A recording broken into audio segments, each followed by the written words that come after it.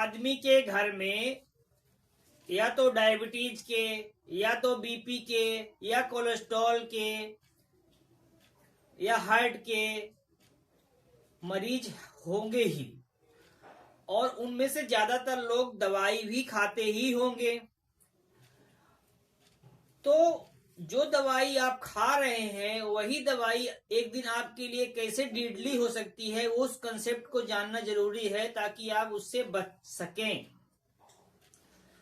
क्योंकि जो डॉक्टर आपको दवाई देता है तो डॉक्टर ने तो आपसे मुंह में से खाने बस का डोज दे दिया।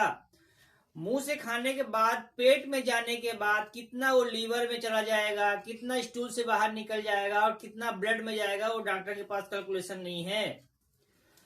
और जो ब्लड में दवाई जाएगी वही उतने ही दवाई आपके शरीर में असर करेगी।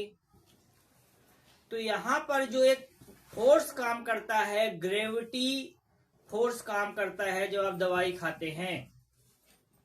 अगर आपने दवाई खाने के बाद बाएं करमट लेट गए तो वो दवाई 25% असर करेगी।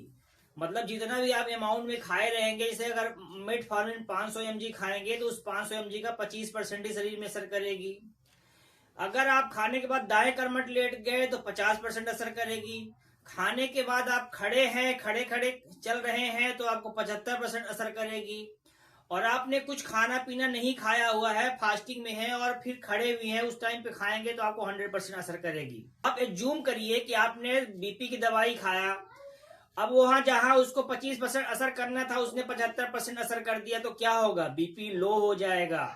सेम कंडीशन ऐसा डायबिटीज वाली गोली में भी होगा कि आपका जो डायबिटीज है वो लो हो जाएगा, ब्लड शुगर लो हो जाएगा।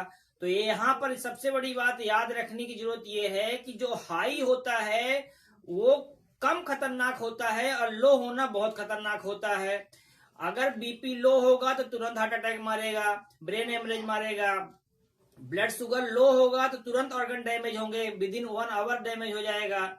वहीं पर आपका ब्लड शुगर जब बहुत सालों तक हाई रहेगा तब आपका ऑर्गन डैमेज होगा, पर लो होने पे तुरंत डैमेज होगा। वही बीपी आप लगातार हाई रहेगा तो आपको ज्यादा नुकसान करेगा, पर लो होने के बाद इमीडिएट आपका डेडली हो सकता है।